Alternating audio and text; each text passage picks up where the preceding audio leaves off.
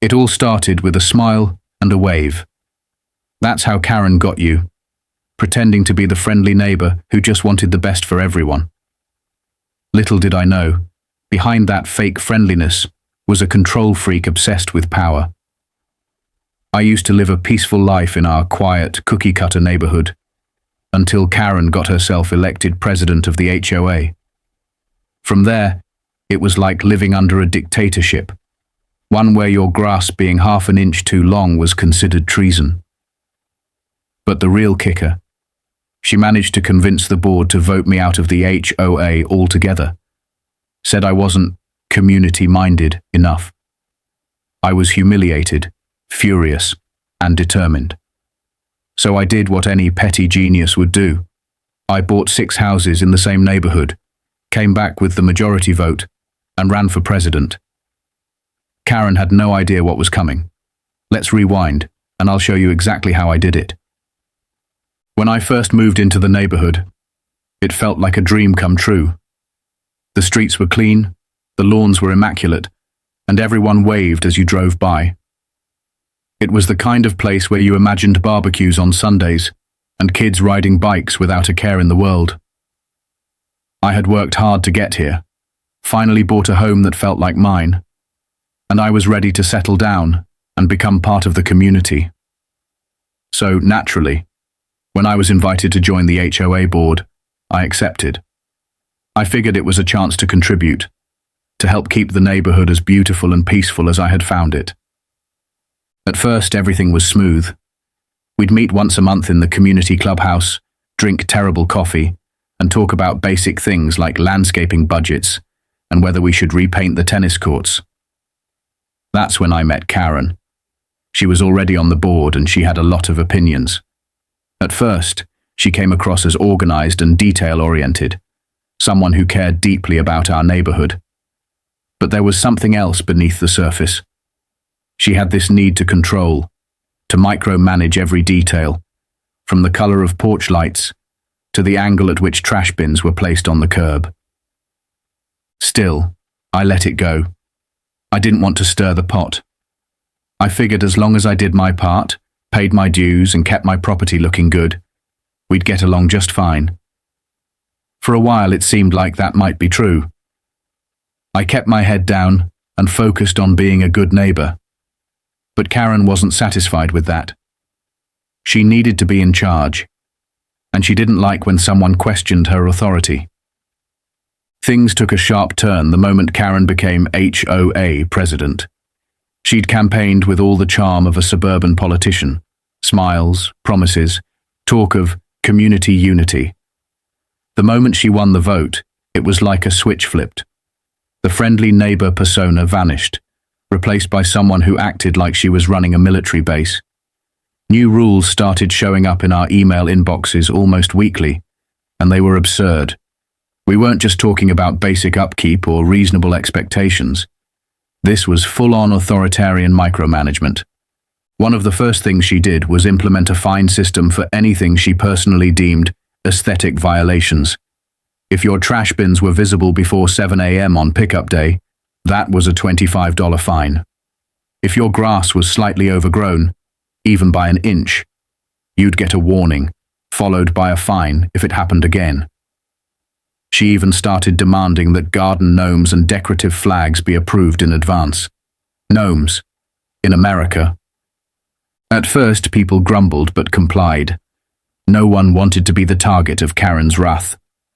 She had this way of showing up at your house uninvited, with a clipboard in hand and a smug expression, acting like she was doing you a favor by pointing out your supposed violations. And if you dared to question her, she'd escalate things. One of my neighbors, a retired Navy vet, had a wreath on his door that she claimed wasn't seasonally appropriate. She wrote him up for it. I started speaking up during meetings, pointing out that many of the new rules were excessive, and that the fines were creating tension instead of fostering community. Karen did not appreciate that. She began cutting me off mid-sentence, changing topics, even refusing to acknowledge my raised hand during open discussion. Her allies on the board, A few people she'd clearly manipulated or pressured backed her every move. Slowly, the meetings turned into performances. Karen at center stage, with the rest of us just props. It was clear she viewed any dissent as a threat. And I had become her favorite target. She would nitpick my yard, scrutinize my holiday lights, and even accuse me of setting a bad example.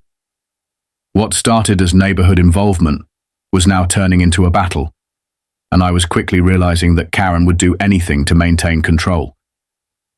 I didn't think it could get worse, but Karen proved me wrong. After months of clashing during meetings, she decided to make her power play.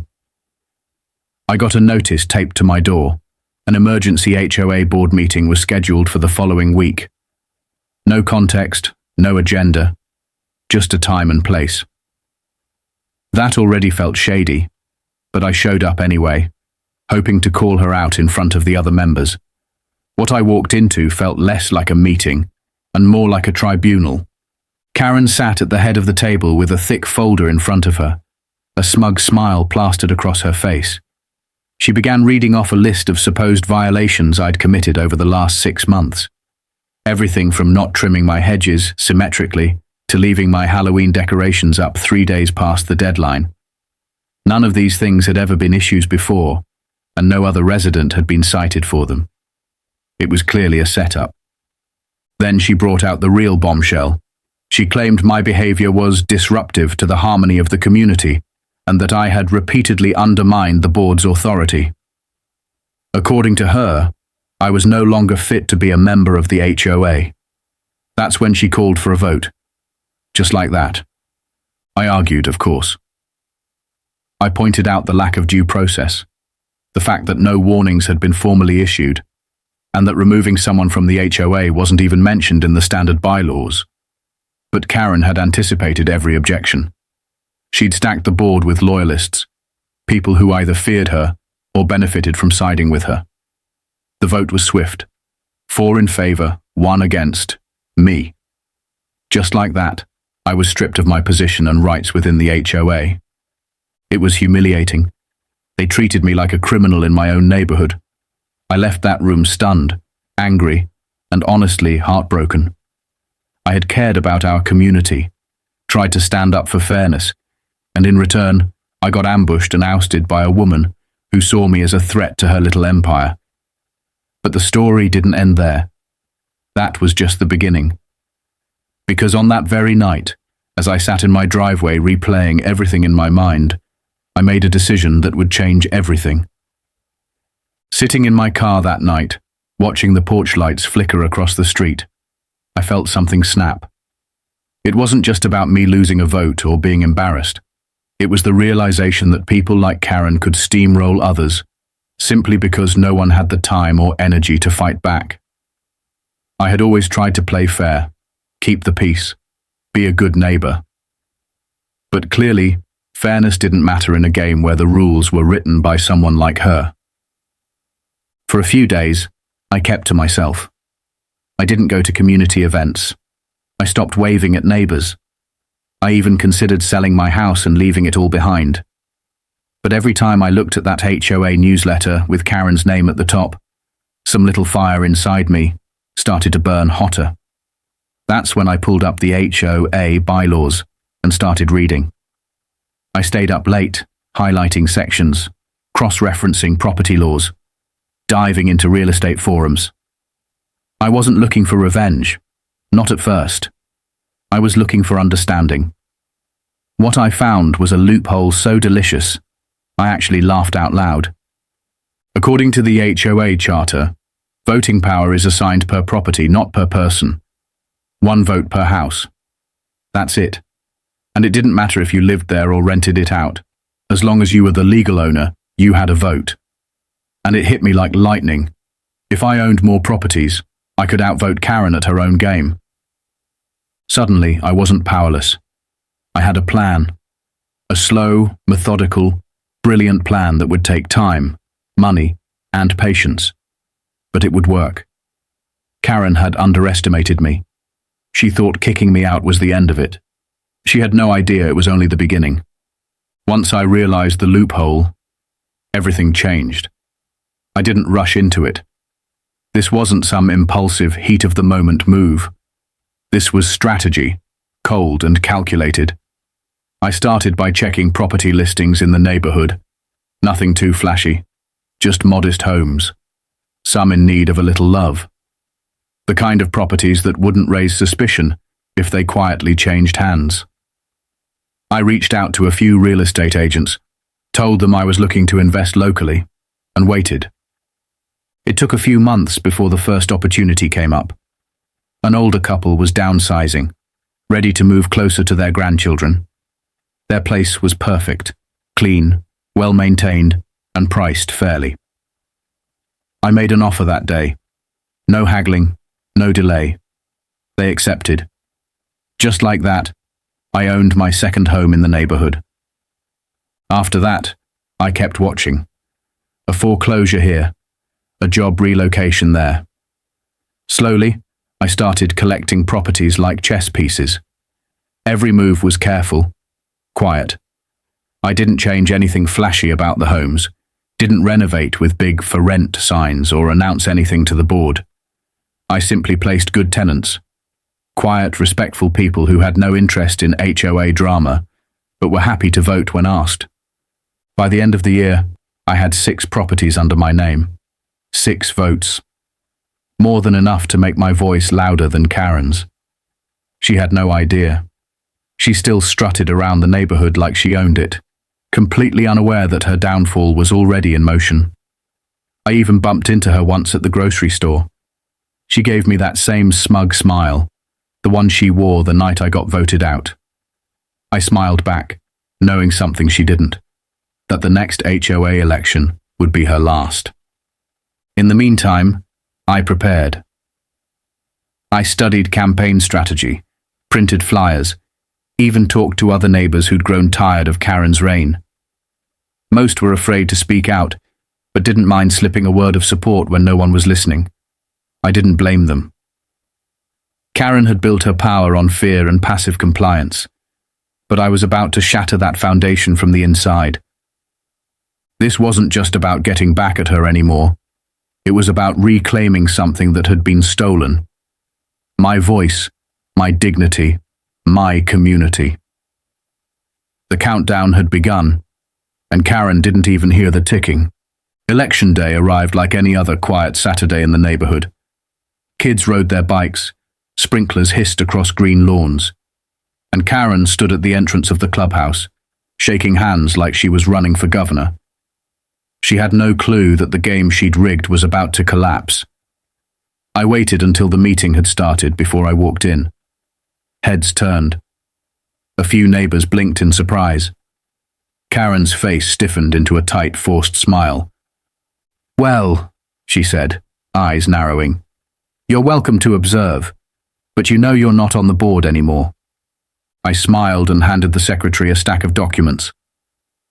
"Actually," I said calmly, "I'm here as a candidate, and I come with 6 votes." The room went silent. Karen looked at the paperwork, then at me, her face draining of color as the realization hit. I had legally purchased 6 properties within the neighborhood, all registered under my name, giving me 6 times the voting power of any single homeowner. She tried to protest, of course. She sputtered something about conflict of interest and called it manipulation. But the bylaws were clear. Property ownership equals voting power. Her own rules, her precious policies, were now working against her. The board confirmed it. I was on the ballot, and my votes counted. When it came time to vote, I stood calm and confident, and cast all 6 of my ballots. Karen's usual allies looked unsure, glancing between us like spectators watching a ship go down. When the tally was read, it wasn't even close. I had the majority. I was elected HOA president right then and there. Karen sat in stunned silence as the room applauded, some politely, some enthusiastically. She tried to maintain her composure, but it was clear the power she had clung to for so long had slipped right through her fingers. That day wasn't just about revenge. It was about justice, about balance. Karen had ruled with fear and manipulation. I came back with patience and strategy. And now, the neighborhood finally had a leader who actually gave a damn about the people living there. Taking my seat at the head of the table, where Karen had once reigned like a queen, was surreal. I wasn't interested in revenge theatrics. I wanted results. My first move as president was to suspend every ridiculous fine Karen had implemented. I called for a review of the existing violations, and within the hour, half the community had their penalties wiped clean. The tension that had hung over the neighborhood for over a year began to dissolve almost instantly. You could feel it in the room, the collective exhale of people who'd felt powerless for too long. I restructured the HOA meetings. No more shouting matches or silencing opposing voices. Every homeowner now had a real chance to speak, to be heard, to suggest change without fear of being steamrolled. We created open forums, invited feedback, and made voting easier for everyone. I brought back potlucks, community cleanup days, and small events that reminded people this was a neighborhood, not a dictatorship. Karen, of course, didn't take it well. She showed up to the next couple of meetings, sitting stiffly in the back, arms crossed, waiting for me to slip up. She would mutter under her breath, roll her eyes, and occasionally interrupt with snide comments. But the room had changed. People who once stayed silent now shut her down. Someone even turned and said, "Let the man talk, Karen," which drew a few laughs. She didn't show up after that. In her absence, things got better. People started putting up decorations without fear. Kids could leave bikes on their lawns without getting a notice taped to the door. Neighbors who hadn't spoken in months began chatting at the mailbox again.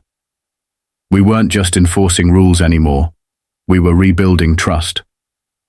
Looking back, I didn't become president to hold power over others. I did it to stop someone who abused it. The difference was night and day, and the neighborhood felt it. I never had to raise my voice or issue a single threat. All it took was patience, persistence, and a very well-timed understanding of the system Karen herself had built. I didn't beat her at her game. I rewrote the board. Karen didn't take her defeat quietly, at least not at first. In the days following the election, she posted passive-aggressive rants in the neighborhood Facebook group, accusing the HOA of being corrupt and under new mismanagement. She warned people about what was coming, though most neighbors responded with either silence or subtle eye-roll emojis. Without her title, Karen was just another homeowner. And for someone who had thrived on power, the loss was almost painful to watch. She started nitpicking her own surroundings, complaining about things she once ignored, mailboxes not perfectly aligned, garden edges slightly uneven. But no one took her seriously anymore. The board didn't answer her emails with urgency. The neighborhood no longer bowed to her demands. Her influence had vanished, and that might have been the hardest blow of all. I later heard she put her house on the market. The listing was quiet, but word got around. Within 2 months, Karen was gone. No goodbye, no farewell posts, just a "for sale" sign that disappeared almost as quickly as it came. Rumor has it she moved to a new community with another HOA. Some say she's trying to get on the board again, that she's already made enemies with her new neighbors. Honestly, it wouldn't surprise me. People like Karen don't change. They relocate. But here, in the neighborhood she once ruled, life moved on. People smiled more. Walks became more relaxed. There was no more fear of unannounced inspections or letters of reprimand. Karen had become a cautionary tale, a quiet reminder of what happens when power is abused and people finally decide they've had enough. Her reign ended, not with a fight, but with a whimper, and the neighborhood couldn't be happier. Sometimes it's not about winning a fight. It's about choosing the right battlefield. When Karen kicked me out of the HOA, she thought she'd silence me for good. What she didn't realize was that pushing the wrong person too far doesn't end the story. It writes a new chapter. I could have packed up, moved away, let her have the last word. But something about the injustice, the arrogance, stuck with me. It lit a fire that turned frustration into focus. Looking back, I don't regret a single step I took. Not the late nights reading bylaws, not the nerve-wracking property purchases, not even the awkward stares at HOA meetings when I cast 6 votes with a calm smile. I learned that the system isn't always broken.